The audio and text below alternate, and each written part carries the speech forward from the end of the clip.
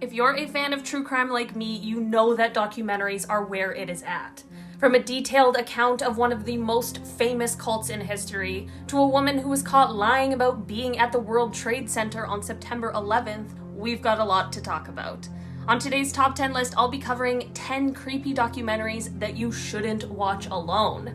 Before I dive into this list, you guys, I want to talk to you about today's sponsor, Magellan TV. Magellan TV is a new documentary streaming service that really does have it all. While Magellan TV has documentaries on everything from history to science to nature and even space, it also has one of the most extensive true crime catalogs available on a streaming service, which has really made my time in lockdown a lot more bearable.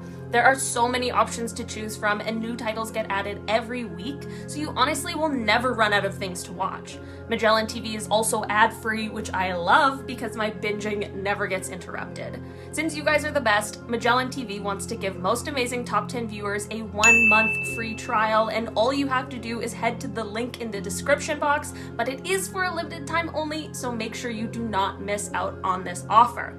Let's get into our list. Starting off this list in a number 10 spot, we have The Family Inside the Manson Cult. You guys, this is the first documentary I watched when I started my subscription to Magellan TV, and it is honestly what got me hooked. The Family follows the Manson family cult, of course, and shows the days leading up to the day of the Tate and LaBianca killings. This documentary has interviews with people who were actually a part of the cult, and even includes Linda Kasabian, who was the getaway driver on that fateful night. The interviews are coupled with reenactments of the cult that really help the viewer dive into the late 1960s and the world that they were living in. This documentary gives us a very in-depth view as to how this cult worked, and shows us how the people in the cult were under the spell of Charles Manson himself. It is a pretty unbelievable story that ended in such tragedy, and this documentary really does an amazing job at showing us a part of the story that is not often talked about. Coming in at number 9, we have The Nightmare. The Nightmare, which is directed by Rodney Asher, follows the topic of sleep paralysis. This documentary premiered at the 2015 Sundance Film Festival and was widely well received. If you don't know, sleep paralysis is when a person finds themselves unable to move or speak while they are falling asleep or just waking up. This temporary paralysis is often accompanied by some pretty horrifying visions, and if you've ever experienced sleep paralysis or know someone who's experienced it, you know how terrifying it can be. This documentary follows people who have experienced sleep paralysis in their lives. The participants explain their experiences and hallucinations as the film reenacts what they've seen. The scariest part of this documentary is when they mention that just knowing about sleep paralysis can be enough to cause you to experience it. In our number 8 spot today, we have There's Something Wrong with Aunt Diane. There's Something Wrong with Aunt Diane is an absolute whirlwind of a documentary.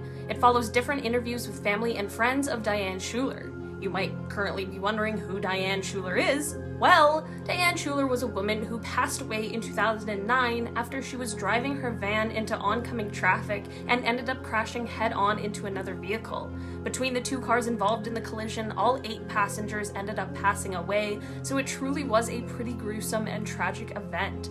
The documentary strives to put together what exactly happened and why this completely avoidable accident occurred in the first place. After the accident, Diane's toxicology report showed that she was intoxicated with both alcohol and THC, but no one in the family knew Diane to abuse either of these substances, as well as the fact that when she was last seen, right before the accident, no one believed she appeared to be intoxicated at all. This documentary really tries to put together all of the missing pieces of what happened on July 26th, 2009, and is one of the most thrilling documentaries I've seen. In our number 7 spot today, we have Dreams of a Life. Dreams of a Life is a documentary following the story of Joyce Carol Vincent. Joyce was a 36-year-old woman who was found in her home in 2006, almost 3 years after she had passed away. The details around her death have become a mystery due to the time it took them to find her and all of the decomposition that had already happened.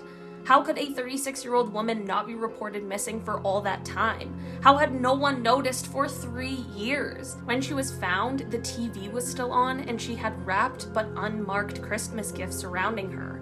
The documentary follows the case and investigation as well as different interviews with people who knew Joyce so that we really get a sense of who she was and what her life was like. This documentary really leaves you on edge as you want to know all of the answers to the questions that Joyce's passing brings. In our number 6 spot today, we have The Staircase. The Staircase is one of the most classic true crime staples, as it is one of the most widely debated cases ever.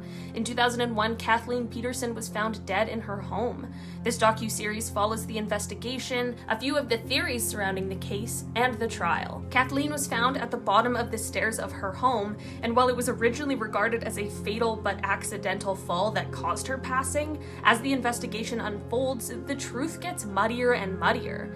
Kathleen's husband, Michael, has always been somewhere near the top of the suspect list, considering he was the last one to see her alive and was actually home and was supposedly in the backyard when the fall occurred. From theories of Michael's infidelities all the way to a barn owl, there's a lot of speculation about this case, and this documentary is definitely one to watch if you're a true crime lover. In our number 5 spot today, we have Cropsey.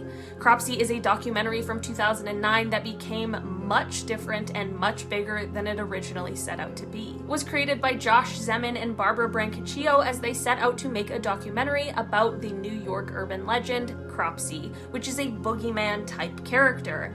But what they discovered was so much more real and horrifying. This documentary research led them to the very real story of Andre Rand, who is a convicted kidnapper and suspected killer. While this documentary is a bit slower than some of the others on this list, it is so unbelievably spooky, you definitely should not watch this one alone.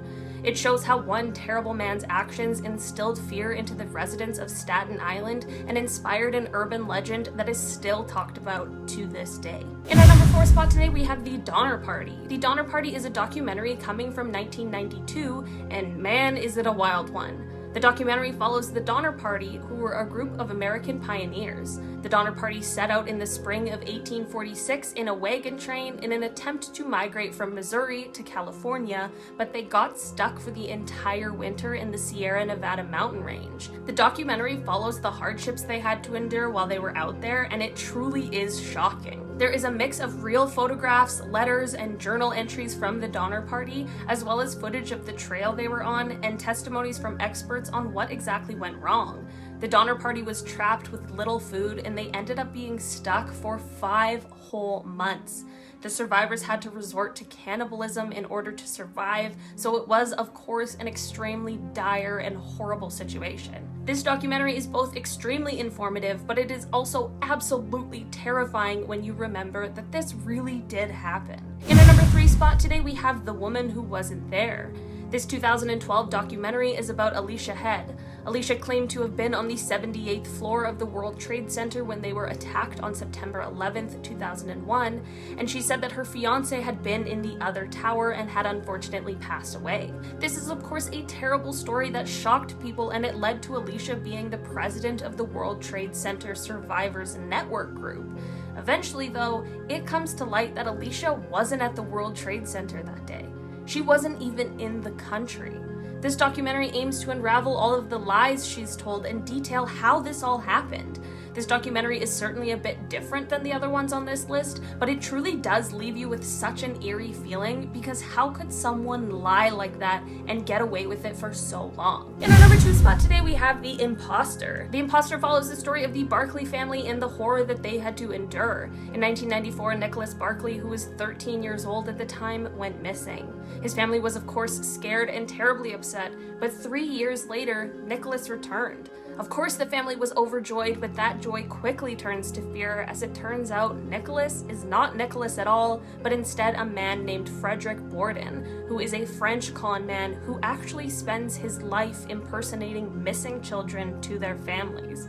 This documentary aims to show the events that led up to one man spending his life preying on innocent, grieving families.